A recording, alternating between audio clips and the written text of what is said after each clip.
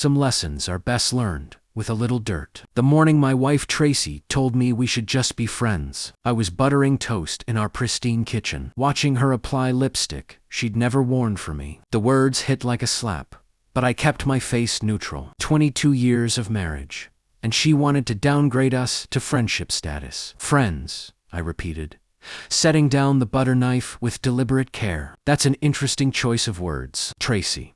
She had the decency to look uncomfortable, smoothing her power suit, the navy one she saved for important client meetings. I just think we need some space, David. We've grown apart. Space, right? The kind of space that included coming home at midnight, smelling like cologne I'd never worn, and the mysterious gym membership she'd suddenly acquired. If I'd found the key fob in my own car yesterday, wedged between the seats like a breadcrumb trail she'd forgotten to clean up. Friends. It is, I said, forcing a smile that felt like broken glass. I've always been good at friendship. The relief on her face was almost insulting. She grabbed her coffee, black, no sugar, part of her new health kick, and headed for the door. I'm showing the Morrison property today. Don't wait up. After her BMW disappeared down our tree-lined street, sat in the silence of our suburban tomb and laughed. Actually laughed because Tracy had just handed me the perfect tool, and she was too stupid to realize it. If we were friends now, I'd treat her exactly like I treated all my friends. No more romantic dinners. No more thoughtful gifts. No more putting her needs first. Friends, get practical presents. Friends, split checks. Friends, don't prioritize each other's feelings over their own convenience. I pulled out my phone and canceled the anniversary dinner reservation I'd made at Romano's, her favorite restaurant. Then, I called Eddie, who owned Murphy's Bar downtown. Dave, what's the word? Brother, I need a favor. Eddie, my wife and I are taking a break from the whole marriage thing. She wants to be friends now. Eddie's laugh was like gravel in a cement mixer. Ouch. That's rough, man. Actually, it's perfect. I'm going to be the best friend she's ever had. The first gift arrived that afternoon. A practical set of socket wrenches from Home Depot, delivered to her real estate office with a card. For all those loose screws, your pal David. Her text came an hour later. What the heck is this? I replied. Just being thoughtful. Isn't that what friends do? The second gift was a subscription to Popular Mechanics. The third was a gift card to Jiffy Lube. Each one more aggressively practical than the last. But the real masterstroke came when I started talking about my dating life at the neighborhood barbecue that weekend. Tracy stood frozen by the potato salad while I regaled the Hendersons with fictional stories about my Tinder matches. Oh, you should meet Stephanie, I told Bob Henderson, loud enough for Tracy to hear. We went rock climbing last weekend. Amazing woman, really knows how to handle a rope. Tracy's knuckles went white around her wine glass. That night, she cornered me in the kitchen. What are you doing, David? Living my best life, I said. Loading the dishwasher. Isn't that what friends want for each other? Happiness. This isn't what I meant. Oh, but it is exactly what you meant. I closed the dishwasher door with a satisfying click. You wanted friendship. Well, congratulations, Tracy. You got it. The cracks in her composure were starting to show. But I wasn't done. Not even close. Because I'd done some digging, and the cologne in my car wasn't the only clue she'd left behind. There were credit card charges at restaurants I'd never been to, mysterious client meetings that lasted until midnight, and a sudden interest in yoga classes that didn't appear on any gym schedule. I could find my wife was cheating, and she thought she could manage me like one of her real estate deals. Smooth talk and misdirection until the papers were signed and I was out on the curb. But Tracy had made one crucial mistake. She'd underestimated exactly how good I could be at playing the friendship game. And the game was just getting started. 3 weeks into our friendship, I'd mastered the art of calculated thoughtfulness. Tracy was unraveling like a cheap sweater, and I was just getting warmed up. The breakthrough came when I volunteered to help with her open house at the Morrison property. A sprawling colonial that screamed, "Look how successful I am." Tracy couldn't refuse without seeming unreasonable. After all, friends help friends, right? I arrived early, armed with a box of practical supplies, paper towels, toilet paper, and industrial-strength air fresheners. The kind of gifts a good friend would bring. "What is all this?" Tracy hissed, as I unloaded the box in the marble foyer. "Emergency supplies," I said cheerfully. "You never know when someone might have an accident during a showing. I'm just being prepared."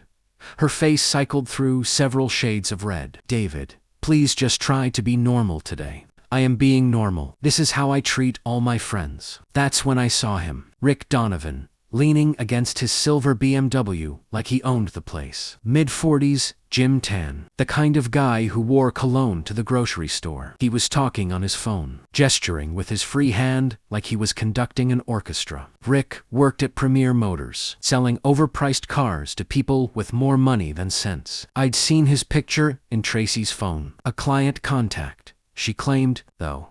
I'd never heard her mention selling him a house.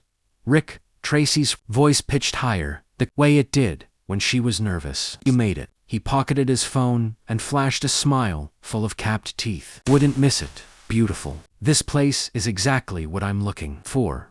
Beautiful. Not exactly the way you address your real estate agent." I stepped forward, extending my hand. "You must be Rick." "I'm David, Tracy's friend." The word friend hit Tracy like a physical blow. But Rick just pumped my hand with the enthusiasm of a used car salesman. "Great to meet you, Dave. Tracy's told me so much about you." "All good things, I hope," I said, studying his face. Though, knowing Tracy, she probably mentioned my hobbies. "I'm really into photography these days. Candid shots, mostly. You'd be amazed what people do when they think nobody's watching." Rick's smile faltered for just a second.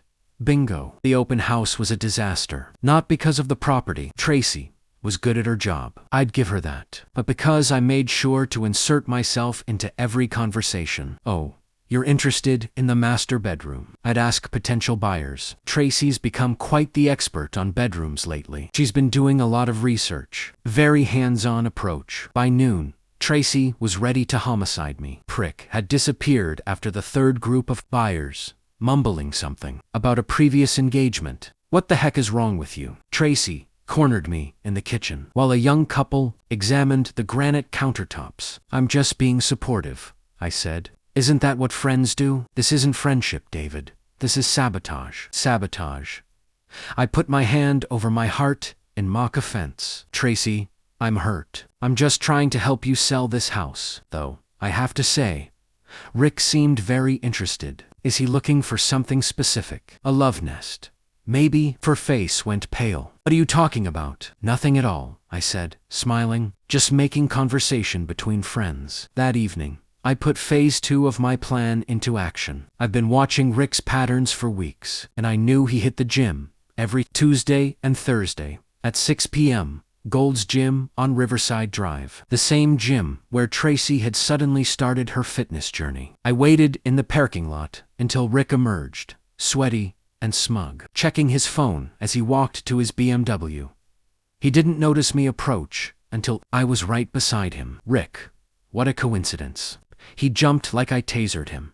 "Dave, hey man, what are you doing here?" "Same as you, I imagine, staying in shape." I gestured to his car. "Nice ride. Business must be good." "Can't complain." He fumbled with his keys, clearly wanting to escape. "You know, I've been thinking about getting a new car. Maybe something with a bigger back seat, more room for activities. Think you could help me out?" Rick's hands stilled on the door handle. "What kind of activities?" "Oh, photography equipment. I told you I was into candid shots, right? I've got some great ones from last week. Very artistic, very revealing." I pulled out my phone and showed him a photo I'd taken through the gym's window. Rick and Tracy on adjacent treadmills, leaning close together, her hand on his arm. Innocent enough to anyone else. But Rick knew the context. "That's a nice shot, don't you think?" "Great composition. I'm thinking of entering it in a contest." "Apparently some kind of engine failure." "Weird how these things happen, David." Her voice was steady, but her hands shook. "What did you do me?" "I've been home all evening." "Asked the neighbors. They saw me watering the lawn at sunset. Though, I have to say, as your friend, I'm concerned about the company you're keeping. This Rick character seems to have a lot of bad luck lately." I opened the refrigerator and grabbed a beer, popping it open with deliberate casualness. "Speaking of friends, I've been thinking about our arrangement. This friendship thing is working out great. Very liberating. What do you mean? Well, friends don't have to worry about each other's feelings, right? They can date other people, make their own financial decisions, change passwords on joint accounts. Tracy went rigid. You wouldn't what? Exercise my rights as an independent adult. Tracy, we're friends now. Friends don't control each other. I pulled out my phone and showed her the banking app. I moved my direct deposits to a new account today. Don't worry, I left enough in the joint account to cover your personal expenses. Very generous, considering we're just friends. You bastard. Now that's no way to talk to a friend. The next morning, I implemented phase 2. I'd spent years building our home network, and Tracy had never bothered learning the technical details. She just wanted everything to work seamlessly. Internet, streaming services, security system, smart home controls. With a few keystrokes, I changed every password in the house. Wi-Fi, Netflix, Spotify, even the garage door opener. Then I sat back and waited. Tracy's first scream came at 8:15 a.m. when she couldn't get online. The second came at 8:30 when the garage door wouldn't open. By 9 a.m., she was standing in my home office doorway, vibrating with rage. Fix it now. Fix what? I didn't look up from my computer. The internet, the garage, everything. Oh, yeah. I upgraded our security. Cyber threats are everywhere these days. As a friend, I thought you'd appreciate the extra protection. Give me the passwords. David, I don't think that's wise. Friends, look out for each other's digital safety. I'd hate for you to accidentally compromise our network. She lunged for my computer, but I was ready. I caught her wrists and held them gently, but firmly. Violence isn't the answer. Maybe we should talk about what's really bothering you. You're destroying my life. I'm protecting our friendship. There's a difference. I released her wrists and leaned back in my chair. Tell you what, I'll give you the Wi-Fi password if you answer one question honestly. What question? How long have you been sleeping with Rick? The color drained from her face. I'm not Tracy. I pulled out my phone and showed her a photo I'd taken the week before. Rick's car, parked outside the Riverside Motel. Tracy's distinctive red coat, visible through the window of room 237. Friends don't lie. 2 friends. She sank into the chair across from my desk, suddenly looking older than her 45 years. 6 months. Thank you for your honesty. I wrote the Wi-Fi password on a sticky note and handed it to her. See, friendship is all about communication. Why are you doing this to me? I'm not doing anything to you. I'm simply adjusting to our new relationship dynamic. You wanted friendship instead of marriage, so I'm giving you exactly what you asked for. This isn't what I meant, and you know it. Then, perhaps, you should have been more specific. I turned back to my computer. Now, if you'll excuse me, I have work to do. Some of us still have to earn a living. She left without another word, but I knew this was far from over. Tracy was a fighter. It's what made her successful in real estate. She'd regroup and come back swinging. I was counting on it. That afternoon, I paid a visit to Premier Motors. Rick was at his desk, looking like he'd been hit by a truck. His usually perfect hair was disheveled, and his expensive suit was wrinkled. Dave. He jumped up when he saw me, knocking over his coffee mug. What are you doing here? Car shopping. Remember, you said you'd help me find something with a bigger back seat. Look, about yesterday. Yesterday. I tilted my head innocently. What about yesterday? The gym.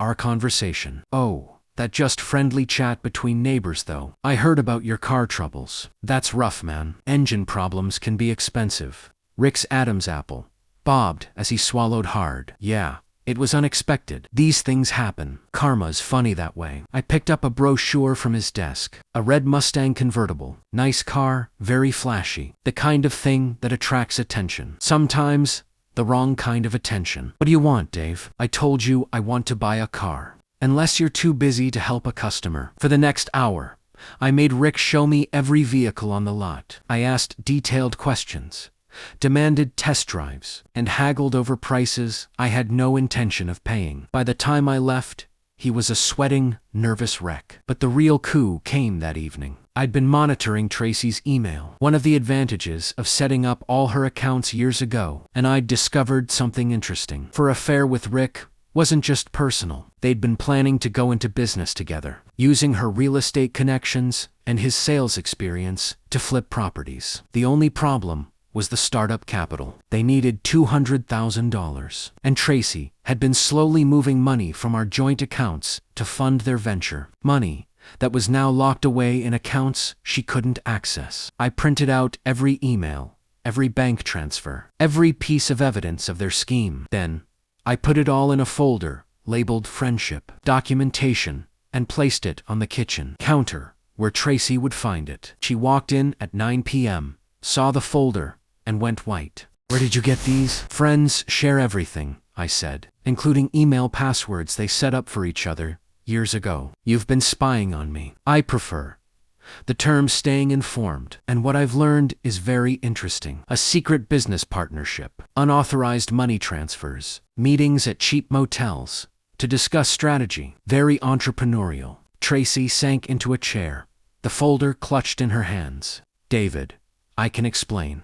"No need. I understand completely. You wanted to start fresh, and you needed startup capital. Unfortunately, friends don't usually invest in each other's business ventures without proper documentation. What are you going to do?" I smiled, and for the first time in months, it felt genuine. "I'm going to be the best friend you've ever had, Tracy. The kind of friend who looks out for your best interests, even when you can't see them yourself." "What does that mean?" "It means tomorrow we're going to have a little neighborhood gathering, a block party, if you will. And I'm going to introduce everyone to the real Tracy, the ambitious entrepreneur who's been working so hard on her new business venture." Her face crumpled. "Please, don't share good news with friends. Tracy, I'm proud of you. Everyone should know how clever and resourceful you've been." I stood up and headed for the stairs, pausing at the doorway. "Oh, and Tracy, you might want to call Rick.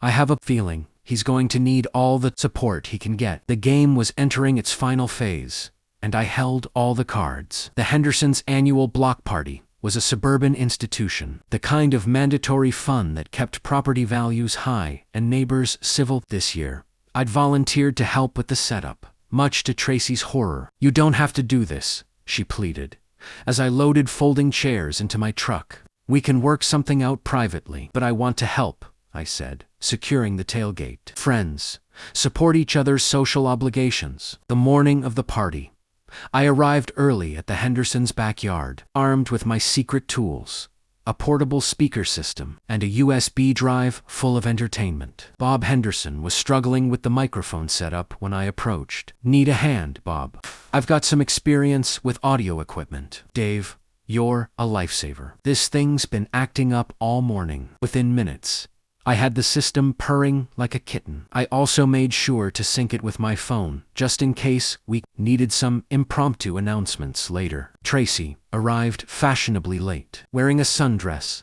that probably cost more than most people's monthly rent. She'd applied her makeup like armor, but I could see the cracks in her composure. Rick was nowhere to be seen, probably still dealing with insurance claims and rental car paperwork. David, she approached me cautiously, like I might explode. "Please, can we talk?" "Of course. That's what friends do." I steered her toward the drinks table, where half the neighborhood was already gathering. "In fact, I think everyone would love to hear about your exciting new business venture." Don't. What?" "Share your success." "Tracy, you're being too modest."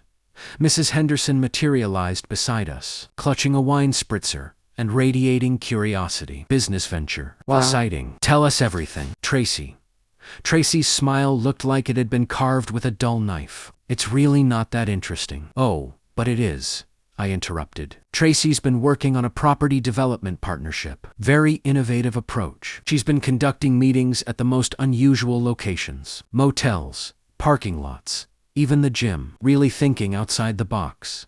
Mrs. Henderson's eyebrows climbed toward her hairline. "Motels. Market research," Tracy said quickly. "We were evaluating potential properties for renovation." Bob Henderson had joined our little circle, beer in hand. "Was your partner?" Before Tracy could answer, I spotted Rick's silver BMW, or rather, his rental car, pulling up to the curb. He'd finally worked up the courage to show his face. "Perfect timing," I said. "Here comes Tracy's business partner, now. Rick approached our group with the enthusiasm of a man walking to his execution. His usual swagger was gone, replaced by the nervous energy of someone who knew the walls were closing in. "Rick," I called out, waving him over. "We were just talking about your business partnership with Tracy." Very interested in the details. "Business partnership?" Mrs. Henderson's voice could have cut glass. "I thought you said he was just a client." "Tracy, he is. Tracy was floundering, her carefully constructed lies collapsing under the weight of scrutiny. "Actually," I said, pulling out my phone, "I have some photos from their business meetings. Very professional stuff. Would you like to see?" "No."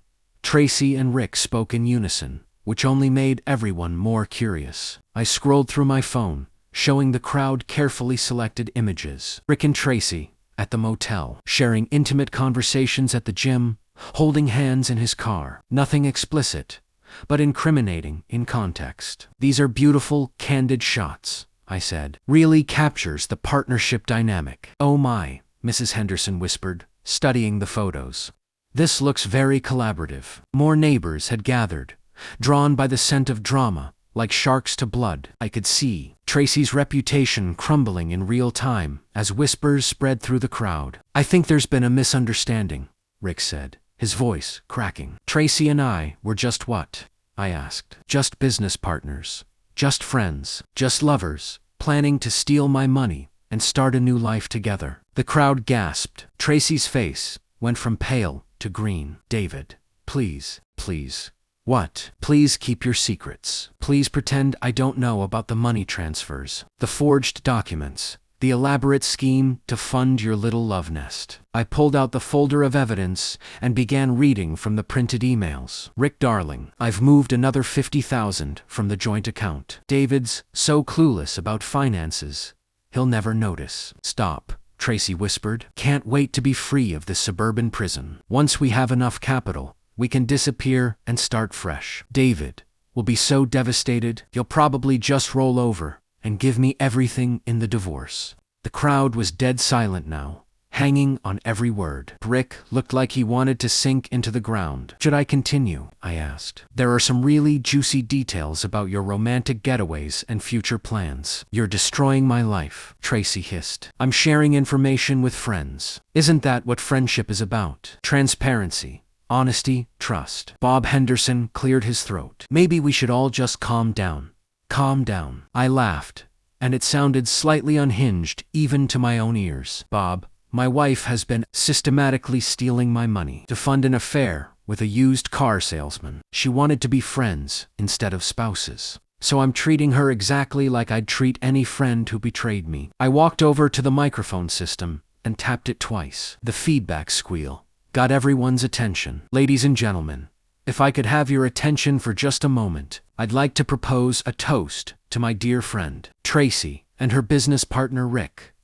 "David, don't do this," Tracy pleaded, but I was beyond caring about her feelings. "Tracy has taught me so much about friendship over the past few months. She's shown me that friends can lie to each other, steal from each other, and betray each other's trust. She's demonstrated that friendship is really just marriage without the legal obligations." For emotional honesty, the crowd was transfixed like witnesses to a car crash. "So, here's to Tracy and Rick. May your business partnership be as successful as your personal relationship has been honest." I raised my beer bottle in a mock salute. "Cheers to friendship." The silence that followed was deafening. Then, Mrs. Henderson started clapping slowly, and others joined in, not celebrating, but acknowledging the performance they'd just witnessed. Tracy fled toward the house, Rick stumbling after her. But I wasn't done yet. "Oh, and one more thing." I called into the microphone. "If anyone's interested in buying a house,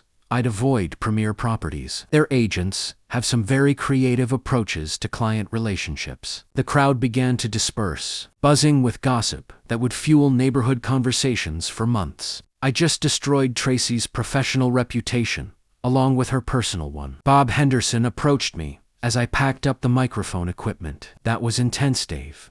Just being honest. Bob, friends deserve the truth. What happens now?" I looked toward the house where Tracy and Rick had disappeared, probably planning damage control or escape routes. "Now, Now we see what they're really made of. But I already knew the answer. They were made of lies, greed, and cowardice, and I was about to prove it. The aftermath of the block party was swift and brutal. By Monday morning, Tracy's real estate office had received 3 calls from potential clients, canceling their appointments. By Tuesday, her boss, Janet, was asking uncomfortable questions about her client relationship protocols. I watched it all unfold from my home office, monitoring the fallout like a general surveying a battlefield. Tracy had barricaded herself in the master bedroom, emerging only for coffee and hushed phone conversations with Rick. But I wasn't satisfied yet. Public humiliation was just the appetizer. The main course required something more elaborate. Wednesday evening, I made my move. Tracy was in the shower when her phone buzzed with a text message. I glanced at the screen and smiled. Rick was panicking again. "Meet me at the lake house tomorrow at 8 p.m. We need to talk about our options. Come alone are perfect." I'd been waiting for them to arrange a private meeting. The lake house belonged to Rick's uncle, a half-renovated property on the outskirts of town that Rick had been using for his business meetings. I discovered it weeks ago during my surveillance, and I'd been planning this moment ever since. I spent Thursday preparing. First, I called Eddie and Frank, my boxing coach, explaining what I needed. They were both divorced themselves and had no love for cheating spouses. "You sure about this, Dave?" Frank asked as we loaded equipment into my truck. "This sounds like it could get messy." "It's going to be messy," I agreed, "but it's going to be legal. Everything I'm planning is technically within my rights. If you say so, brother. But if the cops show up, I don't know nothing about nothing." By 7:30 p.m., we were in position. The lake house sat on an isolated dirt road, surrounded by pine trees and bad decisions. Eddie and Frank were hidden in the tree line with cameras and recording equipment. While I waited inside the house, Rick arrived first, his rental car crunching over gravel as he parked. He looked terrible, unshaven, wrinkled clothes, the desperate appearance of a man whose world was collapsing. Tracy's BMW appeared 10 minutes later. She emerged, wearing dark sunglasses and a baseball cap, like a celebrity avoiding paparazzi. They met on the front porch, speaking in urgent whispers before entering the house. I gave them 5 minutes to get comfortable, then made my entrance. Well, look what we have here. A business meeting. They spun around like guilty teenagers. Rick's face went white, while Tracy's jaw tightened with familiar stubbornness. "David, what are you doing here?" "Same thing you are, I imagine. Having a friendly conversation about the future." I walked into the living room, noting the scattered papers on the coffee table. Bank statements, property deeds, what looked like plane tickets, planning a trip. "How exciting. Where are we going?" Rick found his voice, though it cracked like a teenager's. "Dave, this doesn't involve you. Doesn't involve me." I laughed, picking up one of the bank statements. "Rick, this is my money you're planning to travel with. That makes it very much my business." Tracy stepped forward, trying to regain control. "David, we can work this out. Divide everything fairly." "Fairly?" I interrupted. "You mean like how you fairly informed me about your affair, or how you fairly asked permission before stealing $200,000. It's not stealing, it's marital property." "Was marital property." "Past tense." I pulled out my phone and showed them the screen. "As of this morning, I filed for legal separation. Emergency motion to freeze all joint assets. Pending investigation of financial irregularities." Tracy's face crumpled. "You can't do that." "I just did. My lawyer says it's a slam dunk case. Unauthorized transfers, hidden accounts, evidence of adultery." The judge was very sympathetic. Rick was edging toward the door, but I blocked his path. "Where are you going, Rick? We're just getting to the good part." "I don't want any trouble, Dave. Too late for that." I grabbed his shirt and shoved him against the wall. Not hard enough to injure him, but hard enough to make my point. "Want to know what trouble looks like? Trouble is having your car vandalized in front of the police station. Trouble is having your boss find out you've been using company time to screw married clients." "How do you know about your boss?" "Simple. I called him, Told him I was considering buying a car, but I'd heard some concerning rumors about your professionalism. He was very interested in hearing the details. Rick's knees buckled. You're destroying my life. I'm protecting my interests. There's a difference. I released him and turned to Tracy, who was clutching the back of a chair like a lifeline. Now, let's talk about our friendship. Tracy, because friends don't steal from each other. Friends don't lie to each other. And friends definitely don't plan to run away to Mexico together using stolen money. Mexico. She looked genuinely confused. I held up the plane tickets. Rick had been trying to hide Cancun. 2 tickets departing Saturday morning. Very romantic, Rick. Too bad you'll be spending Saturday morning in a lawyer's office instead. What do you want? Tracy whispered. What do I want? I walked to the window, looking out at the dark lake. I want you to understand what you've done. I want you to feel what I felt when I realized my wife of 22 years thought I was too stupid to notice her affair. I turned back to face them, and something in my expression made them both step backward. I want you to know that every move you've made, every secret meeting, every lie you've told, I've been watching. I've been recording. I've been planning. I pulled out a small digital recorder and placed it on the coffee table. This device has been in Tracy's purse for 3 weeks. It's recorded every conversation you've had about me, about the money, about your plans to disappear. Very illuminating stuff. Tracy grabbed her purse and dumped it out, finding the small recording device among her belongings. That's illegal. Actually, it's not. Marital property. Remember, I have every right to track my own belongings. And since the purse was purchased with joint funds, Rick was hyperventilating now. What are you going to do with the recordings? That depends on what you're going to do for me. I sat down in the chair, across from them, suddenly calm. Here's what's going to happen, Rick. You're going to write a detailed confession about your affair with Tracy and your plan to steal my money. You're going to sign it, date it, and give me 3 copies. And if I don't, then I release the recordings to your boss, to your ex-wife, and the local newspaper. Your choice. Rick's hands shook as he reached for a pen. Tracy, you're going to sign a quitclaim deed transferring your interest in our house to me. You're also going to provide a complete accounting of every penny you've moved from our joint accounts. I won't do it. Then I'll see you in divorce court, where a judge will hear these recordings and decide how to split our assets. Spoiler alert. Adultery and theft don't play well with family court judges. For the next hour, I watched them sign document after document, each signature another nail in the coffin of their scheme. When it was finished, I gathered the papers and headed for the door. Where are you going? Tracy called. Home to my house, which is now legally mine. What about us? I paused in the doorway, looking back at the 2 people who had tried to destroy my life. You wanted friendship, Tracy.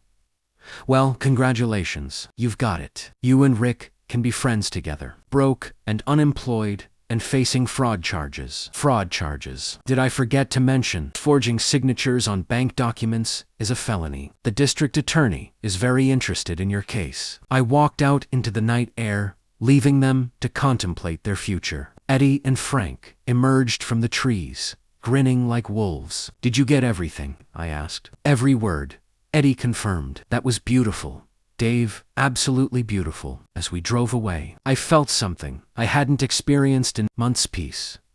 The game was over, and I had won completely. Tracy would face criminal charges for the forged documents. Rick would lose his job, and probably his freedom. Their dreams of a new life together had died in that lake house, along with any illusion that they could outsmart me. I'd kept my promise to be Tracy's friend, the kind of friend who holds you accountable for your actions, no matter how much it hurts. The next morning, I woke up in my own bed, in my own house, surrounded by the silence of victory. Tracy's belongings were gone. She'd collected them during the night, like a thief, which was fitting. My phone buzzed with a text from my lawyer. Fraud. Charges filed. Divorce papers served. House is yours. Well played. I smiled and deleted the message. Then, I made coffee, read the newspaper, and planned my day like any other suburban morning. Except this morning, I was free.